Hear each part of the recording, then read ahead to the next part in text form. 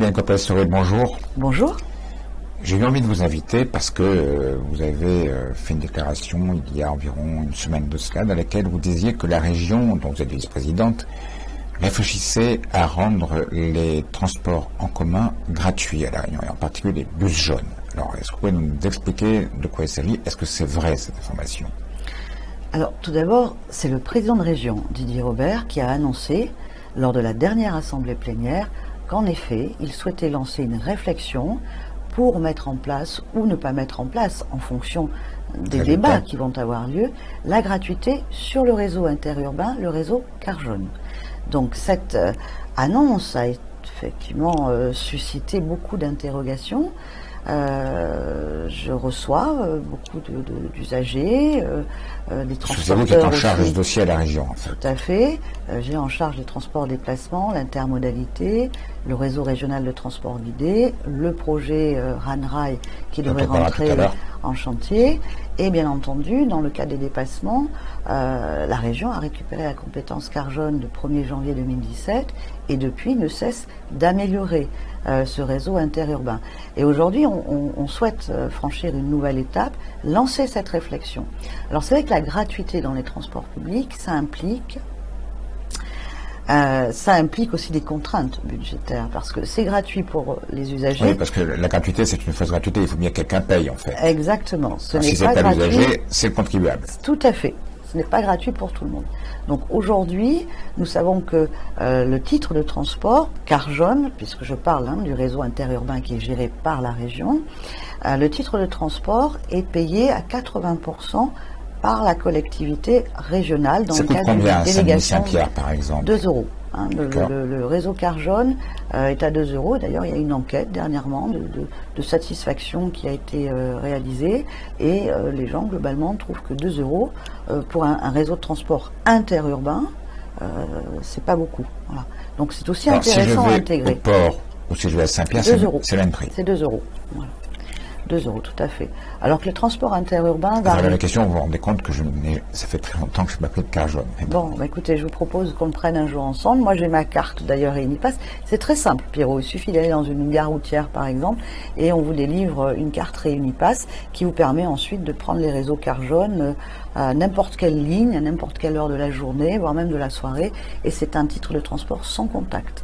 Donc, vous n'avez pas à sortir quelques pièces pour payer un ticket quand vous montez dans le bus ou autre. Et cette carte, vous pouvez bien sûr l'utiliser et la recharger, la renouveler normalement. Donc, on sait, le dispositif a été amélioré d'ailleurs depuis que la région gère à la gestion de Est-ce que vous constatez une augmentation de la fréquentation? Oui, c'est clair. Les usagers sont de plus en plus nombreux à utiliser le réseau Cars Jaunes, ce qui d'ailleurs nous conduit à commander de nouveaux bus, puisque aujourd'hui, à certaines heures et sur certaines lignes, en effet, il y a des gens qui restent à terre, comme on dit, et qui ne peuvent pas monter dans le bus parce qu'il est déjà plein. Et pendant les périodes scolaires, il y a vraiment des lignes qui vont vers la station balnéaire qui sont effectivement surchargées. Donc on se doit de s'adapter. Et on demande à notre délégataire, Capron, de s'adapter justement à la demande des usagers pendant les périodes de vacances ou aux heures de pointe, mais en même temps, il faut aussi de nouveaux véhicules. Donc la région a passé commande de 3 nouveaux bus à étage. Vous savez qu'il y en a déjà un qui rencontre un fort succès. Je l'ai encore vu hier se diriger vers l'est, c'est la ligne E2. Et les 3 nouveaux qui vont arriver permettront en fait de desservir chaque micro-région par un bus à étage. Nous devons encore... Combien de place un bus à étage? Vous me posez une colle parce que... pas loin de 70. Voilà, par exemple 70, sachant qu'il y a des places aussi réservées aux personnes à mobilité réduite. Alors, sur les bus qui, j'imagine, sont climatisés? Bien sûr, qu'ils sont climatisés. Et nous essayons d'améliorer aussi l'offre de services. Il n'y a pas de secret. On souhaite en fait lutter contre la congestion routière et lutter contre la pollution. Donc on doit offrir à la population réunionnaise un transport public performant, un transport public, transport en commun, beaucoup plus performant. Ça veut dire créer des infrastructures routières pour permettre aux bus de mieux circuler, de ne pas subir la congestion routière, et ça veut dire aussi augmenter la fréquence augmenter la fréquence de passage, avoir des horaires plus réguliers et aussi une tarification plus attractive. Alors la tarification, elle existe déjà de manière attractive pour les étudiants, par exemple. La gratuité aussi existe pour une certaine catégorie de la population. Les personnes âgées, par exemple, les personnes handicapées. Les personnes âgées, c'est pour vous à peut-être quel âge? Ah, vous savez, Pierrot, que nous sommes considérés maintenant, vous et moi, comme des seniors. D'accord. Au-delà de 50 ans, on est seniors. Non, là, c'est plutôt une fourchette 65 ans. Ouais. D'accord. Là, effectivement, on est considéré comme personnes âgées. Donc, il apparaît en fait que la réflexion... La problématique que vous avez à résoudre, c'est est-ce que vous prenez en charge les 20% restants? C'est ça, quoi, en fait. C'est ce que nous devons résoudre, mais nous allons résoudre cette équation que tout autant que la population sera bien informée. C'est important parce que le monde du transport fait appel aussi aux transporteurs privés qui ont leur mot à dire, puisqu'ils sont aujourd'hui, dans le cas d'une délégation de service public, gestionnaires du réseau Carjone, comme ils le sont aussi des réseaux des autres transports urbains, entre autres gérés par la CINOR, le TCO, la CIRES, la CIVIS, la CASUD. Donc, nous devons absolument lancer ce débat, lancer cette réflexion, à la fois pour informer utilement la population, qui fait quoi, qui paye quoi, et à la fois pour que chacun puisse donner aussi son opinion. Et c'est après ce débat, cette concertation auquel le président de région est très attaché, que nous pourrons nous positionner. Comment vous allez faire pour faire ce débat? Alors, tout d'abord, il y aura des réunions techniques aussi avec les professionnels des transports et les professionnels de l'aménagement. Et puis, il y aura également un cycle de réunions publiques sur l'ensemble du territoire pour permettre à la population de se prononcer, aux étudiants de se prononcer, aux personnes âgées de se prononcer, plus globalement aux usagers, ceux qui utilisent aujourd'hui le transport en commun, et puis ceux qui auraient envie de l'utiliser et qui ont besoin de réponses à leurs questions. Donc ces réunions publiques, elles seront très importantes, vraisemblablement animées par un monsieur ou une madame loyal, pour garder justement toute la neutralité possible. Et puis il y aura bien entendu l'intervention du numérique. On pourra mettre en place une plateforme numérique, comme on le fait actuellement pour le conseil citoyen, le conseil consultatif citoyen. Une plateforme numérique pourra être mise en place pour permettre à ceux qui ne peuvent pas se déplacer aux réunions publiques d'agir, de donner leur opinion et voire même être force de proposition. Alors, je me mets à la place du Réunionnais lambda qui prend un bus Carjone qui va par exemple de Saint-Pierre sur Saint-Denis, il arrive à Saint-Denis à la gare routière, il est à pied, il a besoin d'aller, je dis n'importe quoi, au Chaudron. Il prend une correspondance. Il prend une correspondance. Oui. Mais est-ce que, comme ça se passe dans d'autres grandes villes, est-ce qu'on peut imaginer d'autres moyens de locomotion? Est-ce que, par exemple, on envisage l'équivalent des Vélib? Je sais que maintenant, il y a même des scooters libres, il y a même des trottinettes libres. Est-ce que c'est quelque chose sur lequel vous réfléchissez également? On fait plus qu'y réfléchir. On a déjà lancé un certain nombre d'études et d'analyses et d'expertises pour multiplier ce qu'on appelle l'intermodalité ou la multimodalité, c'est-à-dire l'utilisation de plusieurs modes de déplacement pour aller d'un point A à un point B. Alors bien sûr, il y a les transports collectifs, avec le réseau de bus actuel. Et puis il y a bien entendu l'utilisation du vélo comme mode de déplacement. Plus tard, il y aura le transport par câble qui est un projet porté par la CINOR. Et puis il y a aussi le covoiturage. C'est la raison pour laquelle, quand nous avons inauguré le pôle d'échange de Duparc, le premier pôle d'échange régional, à vocation régionale. Enfin, du Jean Boscor, de l'autre côté de la Cadoie. C'est ça. Il y a quelques mois, vous avez pu voir qu'il y avait à la fois un parking pour accueillir une aire de covoiturage, pour accueillir les personnes qui peuvent effectivement décider de covoiturer et ensuite de prendre le bus, ou l'inverse, elles prennent le bus et ensuite elles retrouvent des amis qui souhaitent covoiturer.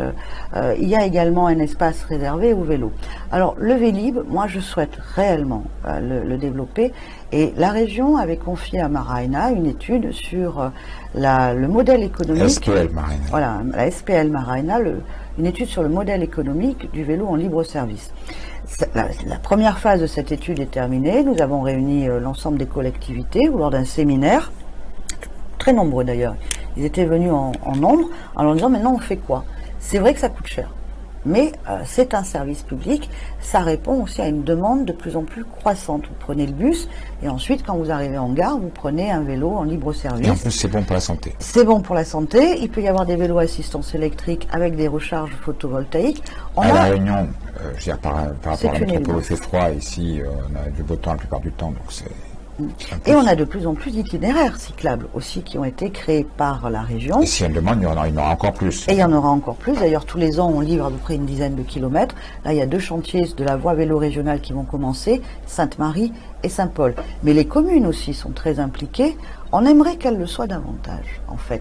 Parce que ce système de Vélib, il doit se faire en accord avec les communes. On ne peut pas installer des stations sur le territoire des communes. À Paris, c'est la commune qui C'est la commune, exactement.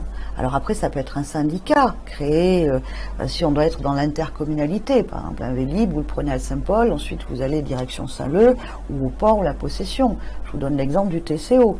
Donc il est évident qu'il faut continuer à travailler en concertation avec l'ensemble des acteurs. Mais les communes me disent qu'elles n'ont pas ou peu les moyens de se lancer dans le vélo en libre service. Alors il y a l'exemple de Saint-Pierre qui est intéressant, de la Civis, puisqu'ils viennent de mettre avec leur réseau de transport en commun, un système de location de vélos. Ils ont fait appel à des sociétés privées. Et je pense que là, il y a un modèle sur lequel on est attentif, on va voir comment ça fonctionne, on va voir les avantages, les inconvénients, et j'espère que ça va pouvoir donner des idées à d'autres, et qui pourront, bien sûr, pourquoi pas, être soutenus aussi par la région. Mais la région seule, sur la thématique vélo et Vélib, elle ne peut pas le faire. Enfin, aussi peut-être que les chefs d'entreprise prévoient des douches, parce que bon, quelqu'un qui arrive au travail le matin n'ayant pris le vélo sous la chaleur, il risque de poser problème à d'autres employés. C'est ce que j'ai prévu, moi, à l'Agora et à Maraina. Il y a des douches, effectivement, nous avons du personnel qui se déplace en vélo. Et à Maraina, on doit d'ailleurs faire l'acquisition de véhicules, de vélos électriques et voire même impliables, justement, qui peut rentrer dans le réseau de bus. Parce qu'aujourd'hui, malheureusement, le règlement intérieur de Carjone ne prévoit pas la montée d'un vélo dans le bus. Les chauffeurs souhaiteraient qu'on réfléchisse là aussi à améliorer le dispositif. Moi, j'ai essayé. Et ça oblige le chauffeur à descendre, à ouvrir le donc coffre. c'est plus compliqué. Alors, les vélos pliables, en revanche, oui, sont admis dans les bus. Et d'ailleurs, je connais des usagers qui le font régulièrement, un petit vélo pliable, et puis ils peuvent monter dans le bus et continuer leur déplacement dans le transport commun. Parlons du Runrail. Oui. Parce que c'est un des moyens. Alors, si j'ai bien compris, c'est un système de déplacement qui a vocation à faire l'Est jusqu'au Sud, c'est ça à peu près, à terme. À terme, oui, bien sûr. En fait, dès 2012, nous avons lancé les études du réseau régional de transport guidé. 150 km qui a vocation à faire le tour de l'île, quasiment. C'est-à-dire, il part de Saint-Benoît en remontant guidé, c'est vers... des rails, voilà, les gens comprennent bien. Transport guidé, effectivement, c'est du rail, du ferré léger. Donc, de Saint-Benoît, en passant par Saint-Denis, ensuite jonction avec la nouvelle route du littoral, l'ouest, le sud, jusqu'à Saint-Joseph. 150 km. Donc, nous avons lancé les études, nous avons concerté, bien sûr, avec toutes les communes sur lesquelles passera le réseau régional de transport guidé, ce que j'appelle l'Express réunionnais. Et en 2014, il y a eu les élections municipales, donc on a relancé quand même, on a terminé la concertation avec les nouvelles équipes qui avaient été mises en place, et nous avons validé le tracé de principe de l'Express réunionnais en 2016. Et depuis, nous déclinons la faisabilité par morceau. Et nous avons porté notre attention pour le secteur nord, parce qu'on sait tous que l'entrée est de Saint-Denis et l'entrée ouest de Saint-Denis sont fortement congestionnées tous les jours, matin, midi et soir, aux heures de pointe notamment. Donc nous avons lancé les études de faisabilité sur le Runrail, qui a vocation à partir de Duparc, donc depuis le pôle d'échange de Duparc qu'on a inauguré, à desservir l'aéroport, la technopole, l'entrée est de Saint-Denis, la traversée de Saint-Denis par le boulevard Sud, un pôle d'échange à Belle-Pierre-Bertin, et ensuite la jonction avec la nouvelle route du littoral par le pont Vincennes. dans le deuxième temps. Dans un deuxième temps, exactement. La jonction avec la nouvelle route du littoral se fera dans un deuxième temps. Et donc les études de faisabilité sont terminées. Là, nous rentrons dans la phase opérationnelle, ce qu'on appelle les procédures réglementaires, et nous allons lancer la concertation préalable qui intervient juste avant l'enquête publique. Alors cette concertation préalable, nous l'avons annoncée dernièrement, et c'est une procédure à laquelle nous n'étions pas soumis obligatoirement. Mais le président de région, Didier Robert, a vraiment souhaité que les Réunionnais s'approprient ce projet et soient véritablement informés, qu'ils aient toutes les informations pour pouvoir se faire une opinion sur justement l'importance de ce projet pour la Réunion. Donc le président de région a saisi la Commission nationale du débat public alors qu'il n'était pas obligé de le faire. Il y a eu une étude, un passage en assemblée plénière de la Commission nationale et nous avons eu la réponse début mars où effectivement on dit que la région va pouvoir lancer et maîtriser cette concertation, ce débat public, et simplement la CNDP nomme 2 garantes pour vérifier que les documents que nous mettons à la disposition du public permettent au public d'avoir une bonne information sur la nature du projet, avec ses aspects financiers, budgétaires, calendaires, etc. Alors, l'aspect financier, il a son importance, mais bon, ça, c'est à la région de le gérer. Ce qui intéresse le Réunionnais et le Dionysien en particulier, enfin le Samarien, c'est de savoir quand est-ce qu'il va pouvoir utiliser ce réseau. À quelle date est-ce que vous voyez une inauguration? On espère vraiment un début de travaux 2020, fin 2020, début 2021, et une mise en service 2023, fin 2023, début 2024. D'accord. Ce sera donc le premier tronçon, le Rhône-Rail, qui va aussi être... Alors, une question que moi je me suis posée, j'imagine que d'autres se la sont posées également.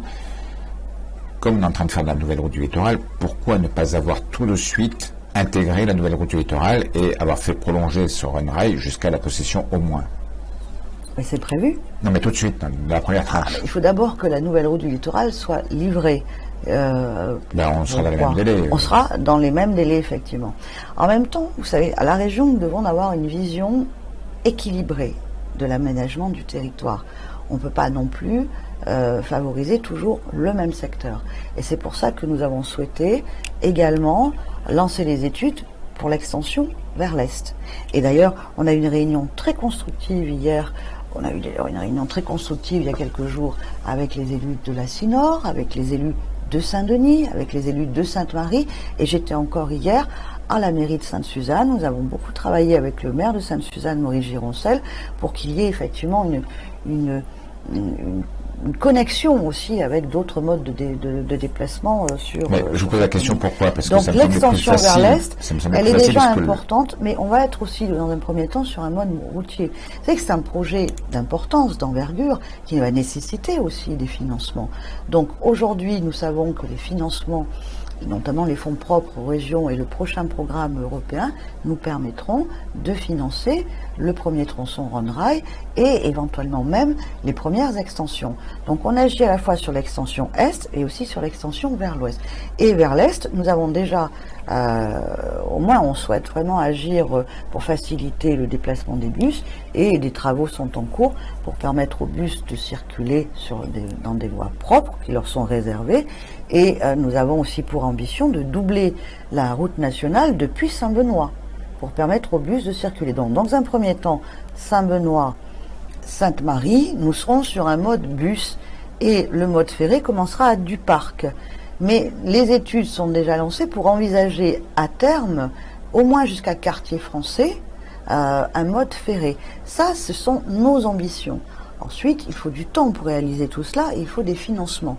Donc, on a cette vision globale, on a cette vision cohérente et on phase au fur et à mesure des financements et au fur et à mesure aussi de l'acceptation politique, parce que nous travaillons avec les élus de la Cinor, avec les élus du TCO, de la Civis et bien sûr de la CIREST et de la CASUD pour le transport collectif aussi. Alors, on revient de... Oui, il y a une cohérence, parce que moi je ne suis pas là pour vous vendre du rêve. comme d'autres ont pu le faire. Je ne suis pas là pour vous dire tout et n'importe quoi pour faire plaisir. Je suis là avec un discours de vérité, un discours pragmatique. Et c'est comme ça que nous travaillons avec la direction de transport et déplacement, parce que je m'appuie beaucoup aussi sur les services techniques. Et franchement, on forme une équipe, on va dans le même sens. Et on est motivé parce que nous savons que notre vision, elle est cohérente, qu'elle est pragmatique et que l'on ne raconte pas n'importe quoi aux Réunionnais. C'est phasé, c'est prévu, c'est séquencé en fonction aussi des financements que nous obtiendrons dans quelques années. C'est aussi quelque chose que les Réunionnais avec qui je discute, ils ont du mal à comprendre, parce que les deux projets arrivent un peu au même moment et parfois ils mélangent un peu les deux.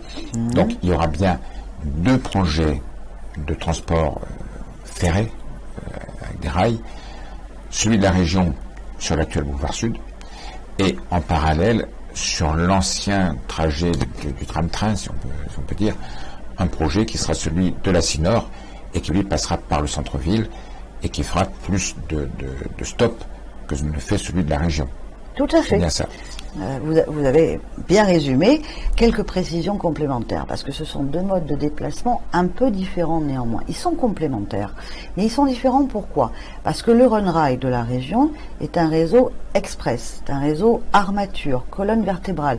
Il n'a pas vocation à relier des villes. Des villes entre elles, et n'a pas vocation à rentrer dans le centre-ville. Alors que le projet de la Sinor, le tram Nord, lui, il a vocation à desservir de manière plus fine les quartiers et le centre-ville. Donc avec beaucoup plus effectivement de stations et puis une vitesse commerciale qui n'aura rien à voir avec la vitesse commerciale du Runrail. Et donc sur cette colonne vertébrale que sera le Runrail, vous aurez donc le tram Nord de la Sinor, mais vous aurez également les téléphériques de la Sinor qui celui qui va aller jusqu'à Bannef, celui qui va aller sur la montagne. Voilà. Et pôle d'échange. Et également tous les autres systèmes qu'on a évoqués, éventuellement les vélos, etc., que vous pourriez venir greffer dessus ensuite. D'où l'importance de pôles d'échange, situés de manière stratégique, ce qui est le cas d'ailleurs. On a fait plusieurs fois des diagnostics en marchant avec l'université, avec les élus de la Sinor, les élus de Saint-Denis, les commerçants aussi, des étudiants, justement pour positionner ces futurs pôles d'échange. On est dans la concertation, et la concertation préalable souhaitée par le président de région sur le Runrail, va permettre aussi à la population de dire, on souhaite des pôles d'échange, des gares, pareil, des gares, ce sont des méga gares routières, vous l'avez compris. On souhaite qu'il y ait plus, au contraire, qu'on soit sur une architecture futuriste, ou au contraire qu'on soit sur une architecture plus créole. Vous voyez, donc ça va permettre aussi ça va permettre à la population de s'approprier cette dimension et de participer réellement à ce projet réunionnais. Dans l'enveloppe, d'ailleurs, tout est prévu. L'enveloppe permettra de payer les travaux. Une enveloppe de moins de 300 millions. Entre 270 et 300 millions. Donc, permettra de payer les travaux, mais également les véhicules et bien sûr toutes les infrastructures. Ça fait sourire parce que ça me fait penser à ces arguments des opposants à la nouvelle route du littoral qui disaient que le fait de faire la nouvelle route du littoral empêchera la région de faire quelques autres projets que ce soit à côté. On voit bien qu'il y a quand même d'autres projets. 300 millions, c'est quand même... Vous savez, je peux comprendre que certains soient dans une posture politicienne, mais très franchement, on les entend de moins en moins, ceux-là. Pourquoi? Parce que je crois qu'on a vraiment su transcender les clivages politiques. Je travaille beaucoup avec mes collègues de toutes les intercommunalités, du TCO, de la Sinor, Civis, CASU, de CIRES. On ne partage pas forcément toujours le même socle idéologique, politique. Mais sur cette question de transport-déplacement, je peux vous dire qu'on travaille en bonne intelligence. Je veux dire, même les décisions sont prises à l'unanimité. On se voit, on se consulte, on se respecte et on essaie d'articuler l'ensemble des projets sur cette cohérence dont je parlais. Parce qu'on sait bien que l'argent public est de plus en plus rare, qu'il faut faire attention à son utilisation. Il faut protéger l'environnement. Il faut protéger l'environnement. Exactement.